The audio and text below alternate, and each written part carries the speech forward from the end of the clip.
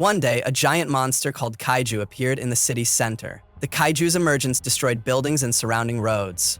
To combat the Kaiju, the government formed a defense force dedicated to defeating Kaiju. The defense force consisted of many divisions, and one of the most famous was Division 3, led by a woman named Ashiro Mina. The Division 3 defense force could easily defeat the Kaiju by using Mina's power as the main attack. They immediately received praise from those who witnessed it due to their prowess. Additionally, many people idolized them, especially their captain, Ashiro Mina. Meanwhile, a company was tasked with cleaning up the defeated Kaiju's carcass. Hibino Kafka was one of the people working for this company and was assigned to clean up the previously defeated Kaiju's carcass. Unlike the defense force, they received no attention and no one cared about them. Shortly after, the supervisor moved Kafka to clean the intestines. Because the intestinal area was so disgusting, Kafka didn't want to do it, but he couldn't refuse either as it was part of his job. This made him feel uncomfortable as the smell still lingered when he got home. Then, while Kafka was watching TV, he saw a TV show discussing Mina's greatness as a captain. Since she was his childhood friend, this reminded Kafka of the promise they made. The next day, Kafka met a part-time worker named Ichikawa Rino. During the introduction, Ichikawa stated that he wanted to become a member of the defense force. Because Kafka had tried to join but ended up giving up, Ichikawa responded coldly as he didn't want to give up like him. Later, when continuing the Kaiju cleanup, Kafka and Ichikawa were assigned to the intestinal area to make it easier for his junior. Kafka gave him nose plugs so the smell would be reduced. Ichikawa thanked Kafka for helping him on his first day of work. On that occasion, Ichikawa also informed him that the defense force had raised the age limit so Kafka could try to apply again. Then, when Ichikawa was about to go home, a small kaiju called a yoju suddenly attacked him. Realizing this, Kafka immediately pushed him away before he was eaten by the yoju. Kafka told Ichikawa to go and get help while he would act as bait and hold the monster off. While facing the yoju, Kafka remembered his childhood with Mina. After losing their homes and schools, they were determined to join the defense force and defeat the yoju together. After remembering those memories, he mustered the courage to fight, but because he didn't have adequate weapons, Kafka was immediately thrown and almost eaten by the yoju. Fortunately, Ichikawa came back to save him. As a prospective defense force member, he chose to fight rather than leave his senior alone. Moments later, Mina from Division 3 came and defeated the yoju. After defeating it, she immediately checked other areas and ordered her subordinates to help the victims. Upon arriving at the hospital, Ichikawa thanked Kafka for saving his life. Therefore, Ichikawa assumed that he was indeed suitable to be a defense force member and tried to persuade him again to apply to the defense force. After thinking about it, Kafka wanted to apply again, but just as he was about to decide, a small kaiju suddenly entered his mouth and transformed him into a kaiju. They were both shocked to see Kafka's form, but Kafka reassured Ichikawa that it was him. Unfortunately, another patient saw Kafka's form and fainted in fear. Seeing the other patient faint made Kafka and Ichikawa panic. When Kafka tried to calm him down, the wall he touched crumbled because it couldn't withstand his overwhelming power. Before the security forces arrived to capture him, Kafka and Ichikawa quickly escaped through the window. Then, as Ichikawa confirmed whether the kaiju was his senior, Kafka began to experience strange transformations because he couldn't control the kaiju form. Shortly after, his body returned to normal, but with that appearance, Kafka felt he had no chance of joining the defense force. This made him lose the spirit to fulfill his promise to Mina. Later, when they were about to hide in a secluded place, Kafka suddenly sensed something approaching. It turned out the feeling came from a kaiju that emerged from underground. This forced the pursuing defense force to split their numbers to eliminate both. At the kaiju's emergence location, a woman was trapped under the rubble of a building. As her child tried to help his mother, the kaiju suddenly approached and almost ate them. Fortunately, Kafka quickly saved the child. With his current body, he could eliminate his enemies with his bare hands. Together with Ichikawa, they helped the mother and child. Then, when the previous kaiju approached again, Kafka immediately finished it off by unleashing all his power. The attack caused the kaiju to shatter into pieces, turning into a rain of blood. Kafka told the child that Ichikawa would take him to the hospital. He also said he would leave so the child wouldn't be scared. As Kafka turned away, the child bravely thanked him. That utterance further motivated Kafka to apply to become a member of the defense force so he could keep his promise to Mina. Shortly after, the defense force arrived and saw that the kaiju they were chasing had been defeated. When Mina asked the little girl said that she had been saved by a kaiju. A few days later, the previous incident became hot news. The defense force designated Kaiju Kafka as a fugitive because they were wary of his true power. They named the kaiju Kaiju No 8. Meanwhile, Kafka and Ichikawa had just received letters that they had passed the first stage of selection to join the defense force. Then, when Ichikawa was about to show the letter to his senior, He panicked because Kafka was unaware of his kaiju transformation. Afraid that someone would see him, Ichikawa told him to turn back into a human. When told that they both passed the first stage, Kafka didn't seem too happy because he usually failed at the second stage. Then Ichikawa asked Kafka if everything would be all right, as he thought Kafka could be killed on the spot if he transformed into a kaiju accidentally. Even so, Kafka insisted he would still go because he was now 30 years old, so this year's application was his last chance. 10 days later, the second stage of the selection exam began. When Ichikawa and Kafka arrived at the exam location, a girl suddenly asked them to move their car. Her reason was that they were parked at number 55, which was her lucky number. Because that reason didn't make sense, Kafka refused to move it. Then the woman forcibly moved it by lifting it herself. Seeing her extraordinary strength, Ichikawa wondered who that woman really was. Then the girl introduced herself as an exam participant named Shinomiya Kikoru. Not wanting to be outdone by Kikoru, Kafka immediately showed Kikoru that he could also lift the car himself. Seeing Kafka's strength, Kikoru thought that Kafka also had a private suit. Because Kafka boasted about his strength, Kikoru became impatient in defeating him in the exam. Meanwhile, Ichikawa was angry at Kafka for using his kaiju power in a public place. The first test was physical fitness and skill. Participants had to obtain fitness test points to assess their natural talent. Kafka had taken this test many times, and considering his old age, his physical ability was getting weaker, so he got a low score. Meanwhile, Kikoru was in the top 5 highest ranking. Knowing that Kafka was soundly defeated in this test, Kikoru immediately approached him just to embarrass him. On the other hand, Vice Captain Hoshina showed the participant list to Mina. Realizing that Kafka was on the list, Mina was interested in hearing his opinion.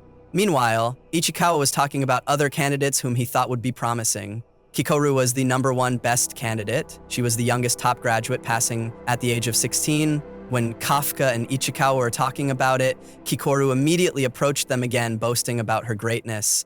But Kafka instead praised Kikoru's greatness, and he was pushed away by her bodyguard. Then Kikoru asked him how many more times she would see his pitiful face. Hearing that, Kafka shouted and told Kikoru that he would definitely defeat her. Shortly after, all participants entered the training area. In that area, they would fight kaiju using special equipment. Before taking the test, they would wear the equipment usually used by the defense force. The equipment was made from kaiju muscle nerves, which could increase their strength. However, the strength gained depended on their combat power release. When wearing the suit, Ichikawa released 8% combat power, Kikoru released 46%, while the others were above 10%. When Kafka was about to be checked, he had no release power, which made Hoshina laugh at him until he couldn't focus on the selection process. Shortly after, the kaiju extermination test began. In the test, each participant would be monitored by tracking drones. If their lives were in danger, the suit's shield would be activated to protect them. However, if the shield was activated, they would be declared to have failed the test.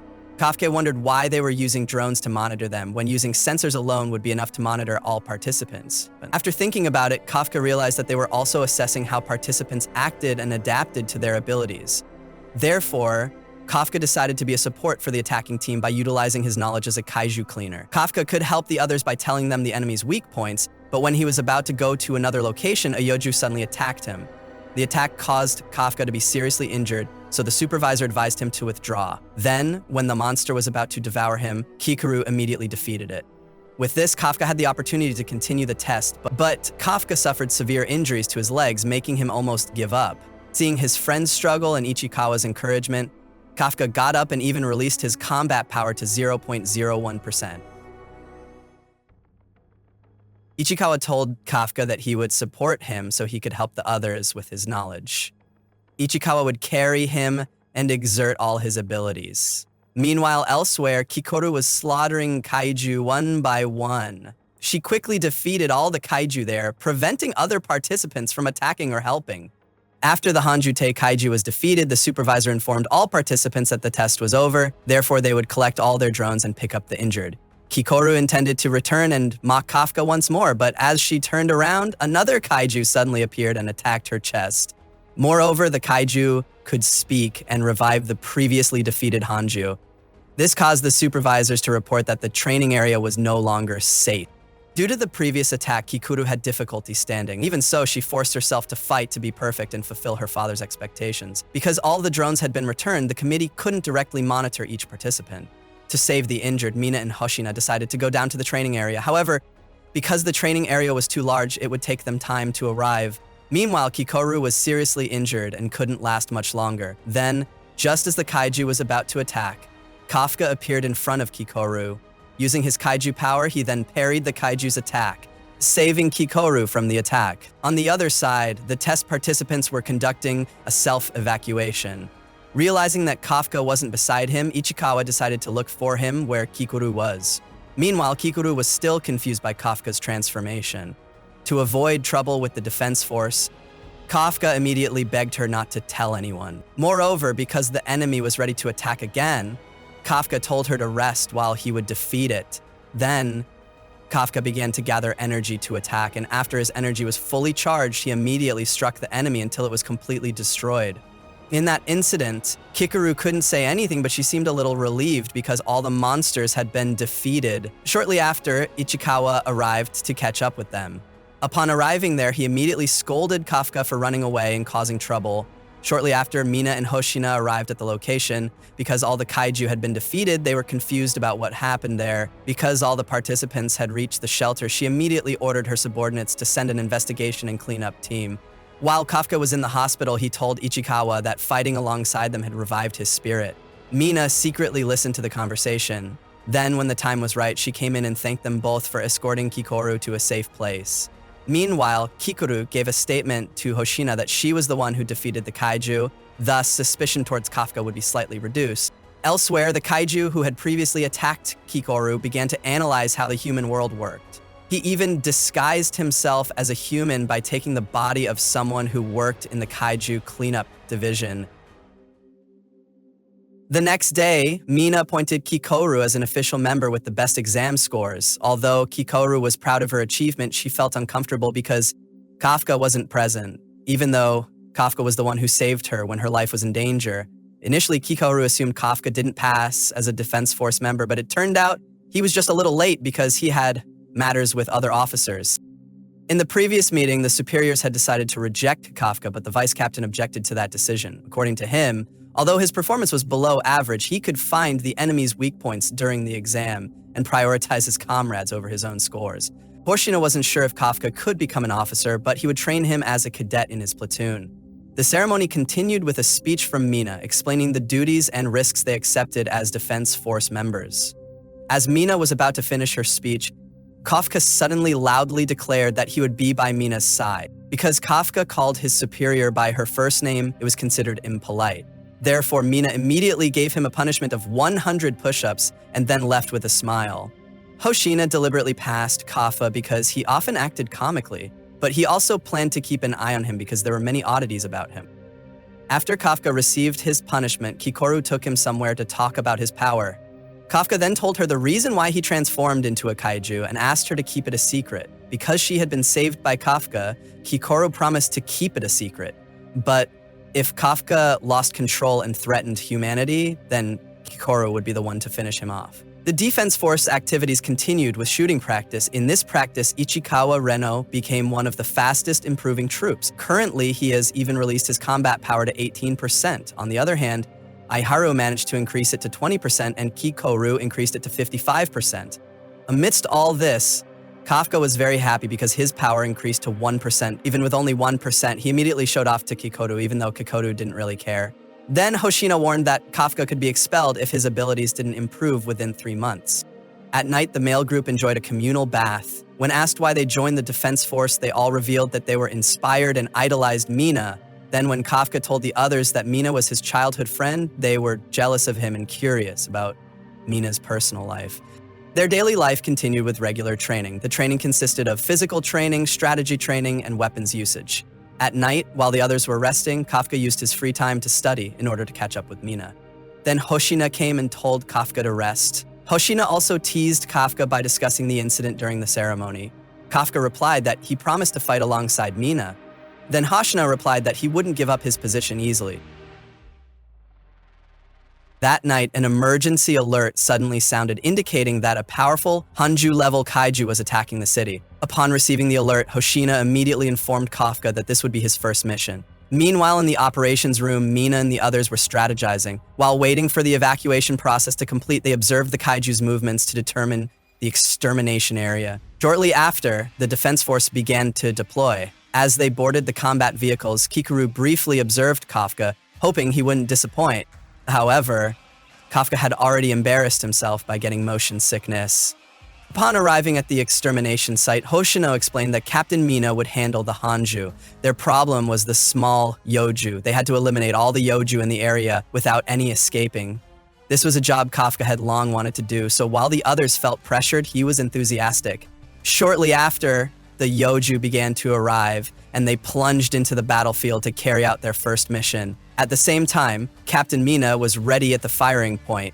To slow down the Hanju's movement, the military also assisted by firing missiles.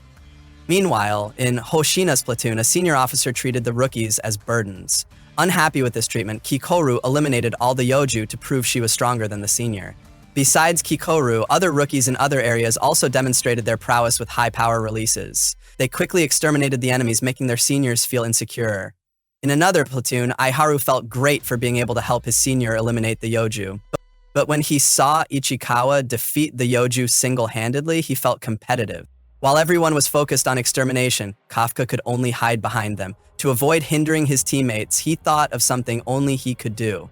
Kafka dissected the defeated Yoju carcasses and finally found their weak points. Then Kafka disseminated the data he had obtained to all the troops. Hoshina praised his work because, in addition to providing enemy weakness data, Kafka also informed them how to handle them so that the dead Yoju would no longer reproduce. At the same time, the Hanju had reached the ideal firing range. Mina's team was now shooting at its legs to stop its movement as much as possible. Then, when the Hanju stopped moving, Mina began preparing to attack it using a special weapon and a combat power release of over 90%. She unleashed a devastating shot that split the giant kaiju in one attack. Not stopping there, Mina continued to repeat her attacks until the enemy was completely annihilated.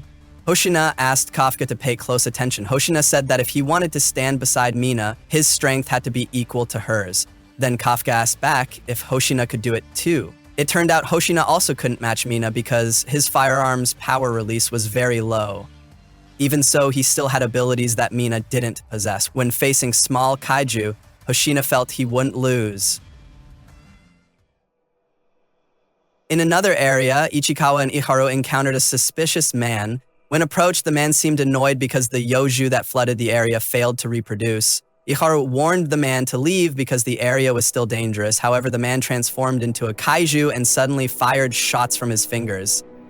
When he transformed, Ichikawa realized it was the kaiju that appeared in the exam arena. Therefore, he immediately used his communication device to call for help. But it turned out he couldn't contact anyone because the kaiju had created a barrier and cut off the signal.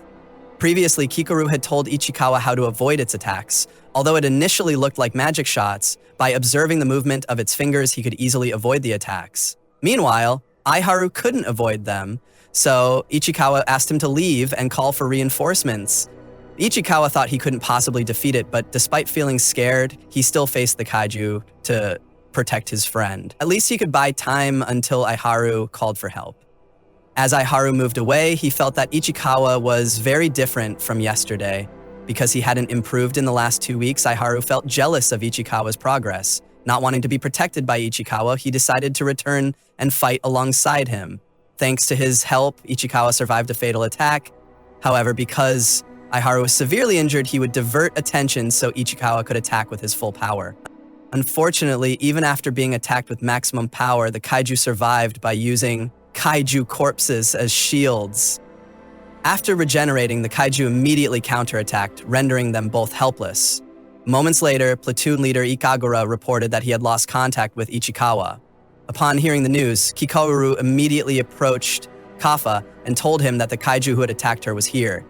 At the same time, Iharu and Ichikawa no longer had the strength to fight. In that condition, Aiharu could only remain silent, hoping someone would save him. Shortly after, Kafka arrived in his kaiju form. He immediately punched the enemy until its head was severed. One attack wasn't enough to defeat the kaiju, but because Kafka was stronger than expected, the kaiju would face him seriously and use him as a pawn. After feeling its shots, Kafka was furious because it had shot his friends repeatedly. Quickly, Kafka punched it repeatedly. The punches overwhelmed the enemy, giving it no time to recover, and its kaiju core began to show. Unfortunately, Kafka hesitated to finish it off because there were Defense Force members watching him. In the end, the kaiju took advantage of his lapse to escape. Kafka also decided to leave the place before the other Defense Force members arrived. But it turned out he was intercepted by Captain Hoshina. When facing him, Kafka was completely overwhelmed because Hoshina was very skilled at fighting small kaiju. Hoshina even decided to unleash his full power and release his combat power to 92%. After realizing his opponent's abilities, Hoshina decided to fight him seriously. He kept attacking at high speed until Kafka's regeneration couldn't keep up. Hoshina was on a completely different level. His movements were not human and even surpassed the previous kaiju. Kafka even suffered a fatal attack that exposed his kaiju core. Because regeneration requires a lot of energy, Kafka couldn't afford to keep getting hit. To get out of that situation, he was forced to fight back and destroy Hoshina's weapon. In that opportunity, Kafka was able to escape from Hoshina. Then, after escaping from Hoshina, Kafka met Kikoru. In a weakened state, he apologized to Kikoru for not being able to defeat the kaiju that injured her, but Kikoru replied that she didn't care because she would defeat the kaiju herself. On the other hand, Hoshina was contemplating his defeat.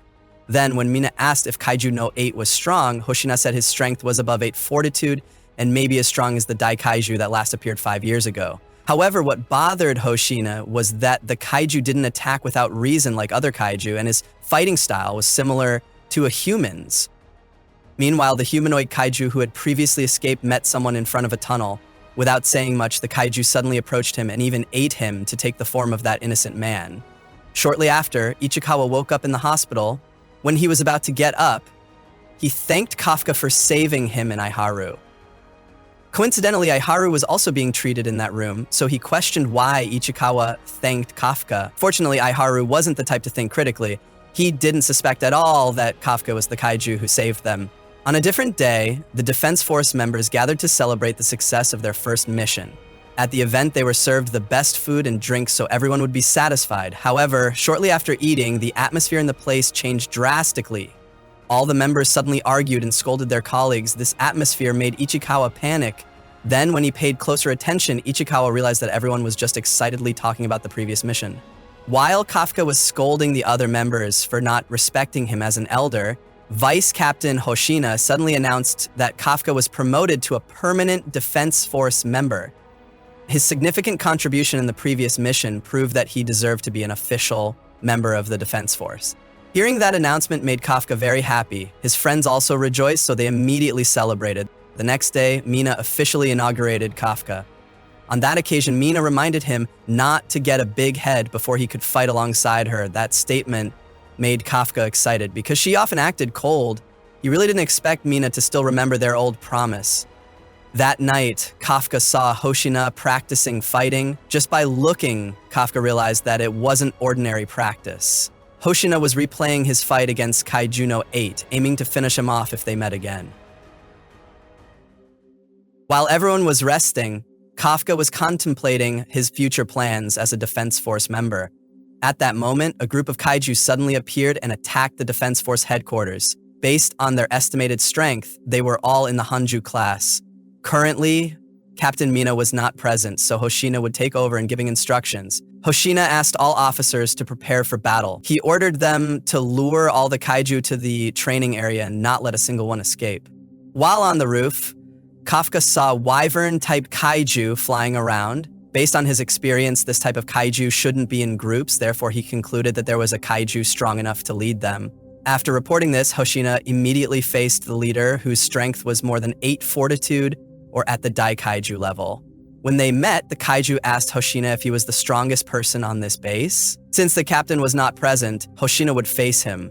Then, to test his abilities, the kaiju launched a surprise attack. In addition to attacking, he also summoned all his companions and ordered them to begin the extermination.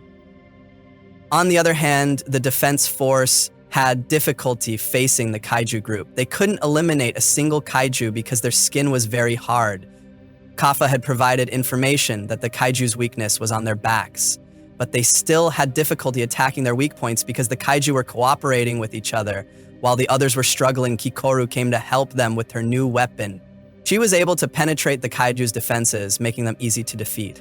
Usually only the captain and vice captain were entitled to special weapons, but as the member with the third highest combat power, Mina and the others decided to make a special weapon for her. The main material came from a hanju that was neutralized 2 years ago. When used, the large axe would emit a shockwave that could destroy its target. Meanwhile, using freezing ammunition, Ichikawa managed to shoot down the flying kaiju. To make the extermination more efficient, Kikoru decided to ask him to work with her. On the other hand, Hoshina was luring his opponent to the training area. Then, after being far enough from his colleagues, he immediately released his combat power to 92%. When his friend was in danger, Kafka didn't stand still. He immediately saved him with his power. When she was saved, Minase assumed Kafka was proficient at using his suit. In fact, he only modified parts of his body to make his movements faster. At the same time, Kikoru and Ichikawa were working together to defeat their enemies. Seeing their teamwork getting better, Kafka was motivated to work even harder. While in the training area, Hoshina had no difficulty facing his opponent. With sword techniques inherited from his family, he was able to tear his opponent apart until they were helpless. Although his regeneration ability was very fast, Hoshina managed to find the kaiju's core. Quickly, Hoshina attacked the kaiju's core with a very fast slash. At that moment, Hoshina and the others assumed the kaiju had been defeated. But it turned out the kaiju survived and transformed into a giant kaiju with 9 fortitude. The giant kaiju was Hoshina's natural enemy. No matter how hard Hoshina tried to fight with his small sword blade, his attacks couldn't penetrate his opponent. The only way he could think of was to tire out his enemy and slow down his movements. Unfortunately, he ran out of time to fight it. He had to stop releasing his combat power because it had reached its limit and could threaten his life. However, even though he was ordered to retreat, Hoshina didn't stop fighting. As a result, he was hit by a hard blow, causing him to be injured. In a resigned state, Hoshina remembered his father's words. His father had praised him as a talented and brilliant person, but because times had changed, his father advised him to give up on being a defense force member. The reason was that swordsmanship alone wasn't enough to fight in the present. Moreover, most of the kaiju that appeared were giant-sized. When he was called by Captain Mina, he initially thought he would be told to give up again. But Mina turned out to want to recruit him into her division, so he felt that only Mina appreciated him. Therefore, Hoshina wouldn't give up and wouldn't disappoint her. With his spirit revived, Hoshina fought the kaiju again and managed to inflict some damage, but unfortunately, the kaiju managed to capture Hoshina. Seeing his colleague threatened, Kafka intended to transform into a kaiju to save him. However, because Mina had just arrived at the location, he didn't transform, so his secret was kept. With a devastating shot, Mina managed to save Captain Hoshina, and even found the kaiju's core. To make the final shot, she needed preparation, and the other members had to protect her from the approaching hanju. Even though he was injured, Hoshina still moved to help her and paralyzed the giant kaiju's movements. Therefore, Mina stated that she was grateful he was her vice captain.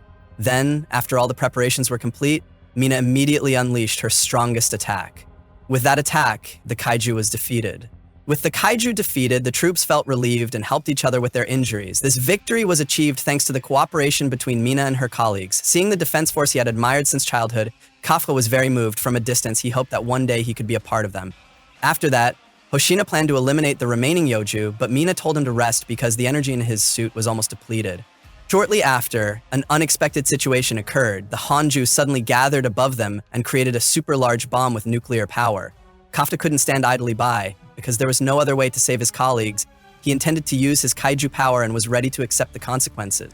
Ichikawa and Kikoru tried to stop him, but Kafka still transformed into a kaiju because he thought his friends had fought with their lives at stake. With his kaiju body, Kafka jumped and then punched and pushed the giant bomb away so that the explosion range was far away. Thanks to Kafka, all the defense force members were saved. But Mina issued an order to capture him according to the established rules.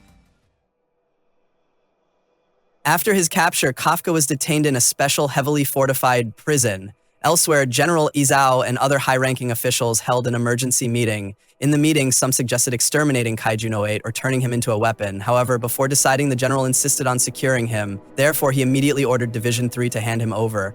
After being detained for 24 hours, Kafka would be transferred to headquarters. He was escorted by Mina, Hoshina, and other members. After keeping such a big secret from them, Kafka assumed Mina and the others would hate him. Therefore, he couldn't bear to look at them. Then, when he was put into the car, Ichikawa said he believed Kafka would return. In addition, Mina also said that no one in Division 3 considered him an enemy. Therefore, she would gather witness statements and recordings to help him. Before being transferred, Kafka asked Mina if he still had a chance to fight alongside her. When Mina replied yes and said she would wait for him, Kafka was so happy he cried.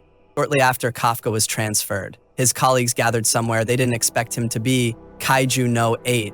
Because he had always been kind, Minase said he had saved her from a kaiju. He always found the enemy's weak points, and he was always cheerful during training. Even so, they couldn't do anything but wait for the superior's decision. As the heiress of the Shinomiya family, Kikuru begged her father to cancel Hibino Kafka's extermination. While showing her X-ray scans, her father said he wasn't human. According to him, Kafka was a kaiju just like the one who killed her mother. Even so, Kikuru insisted she still wanted to believe in Kafka. Shortly after, Mina called her subordinates to transfer them to another division. Because they thought the decision was to distance them from Kafka, they found it difficult to accept. But Ichikawa didn't mind because he believed his senior would return. The next day, General Izao came directly to see Kafka. Upon arriving, he immediately ordered the restraints to be released. Kafka thought maybe General Izao would listen to his explanation. Therefore, he tried to explain that he was human. Unfortunately, the general didn't listen at all. Instead, he shot him and took a blood sample. After that, he put on special equipment that was made from Kaiju No 2, one of the most deadly kaiju that had once ravaged the city. Apparently, he intended to exterminate Kafka with his own hands. Every punch General Isao threw unleashed a deadly sonic boom. Therefore, Kafka had to avoid them to prevent fatal injuries. Unfortunately, no matter how hard he tried, he couldn't keep up with his speed. Seeing General Isao's power, the other members finally understood why he was nicknamed the strongest defense force. In the end, General Isao's attacks rendered Kafka helpless and in danger. And at the last moment, Kafka decided to transform into a kaiju. But this time was different. Kafka couldn't control the kaiju's power, and the kaiju inside him truly awakened and took over his entire body. Since his senior was captured, Ichikawa intensified his training. He wanted to become strong as quickly as possible to protect his senior. Kafka's punishment would be decided today. Therefore, to ease his friend's anxiety, the senior said the captain would surely bring good news from headquarters. Meanwhile, the kaiju controlling Kafka's body became increasingly ferocious. He beat the general relentlessly, overwhelming him. For now, General Isao could still keep up, but he didn't immediately finish him off, as if he was pushing his opponent to show his full power. Realizing this, Kikuru assumed her father might be giving Kafka a chance to live. As time passed, Kafka's strength began to surpass General Isao's expectations. He was no longer able to attack and could only defend against the onslaught. Meanwhile, Kafka was still trying to regain control of his body. He didn't want to let the kaiju kill Kikuru's father before her very eyes. Unfortunately, just as Kafka was about to regain consciousness, the kaiju stopped him by devouring his entire body.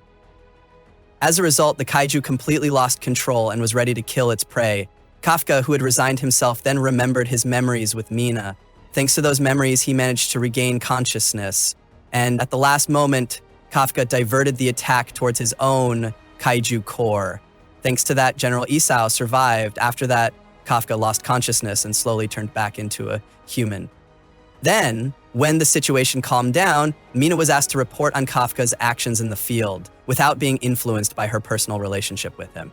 Mina explained Kafka's actions as an officer. On his first mission, Kafka successfully found the Yoju's reproductive organs and made a significant contribution. After that, he worked diligently and repeatedly saved his friends. His greatest achievement was during the fight against Number 10, where he successfully pushed the giant bomb away, saving the 3rd Division from total destruction. In addition to mentioning his achievements, Mina also informed them that Kafka was initially accepted as a cadet. He had been rejected from the Defense Force 12 consecutive times. His age was also the oldest among the rookies, but no matter how many times he was rejected, he never stopped saving people. According to her, as far as she knew, Kafka was the most humane person. To assess whether Kafka was trustworthy or not, Mina believed he could be judged by his heart. After hearing the input from the field, General Isao decided to let him live. Despite many objections, Isao wanted him to fight for them against the powerful kaiju that were appearing everywhere. Due to differing opinions, Kafka's punishment was postponed. To determine his future fate, Kafka had to prove himself useful to them and not dangerous. Although he wasn't completely free, at least his friends could be a little relieved with that information. Elsewhere, Kaiju number 9 continued to learn how the human world worked. He even became smarter by learning many things. He also marked the location of all the Defense Force bases. and after the plan was ready, he would attack with other powerful kaiju.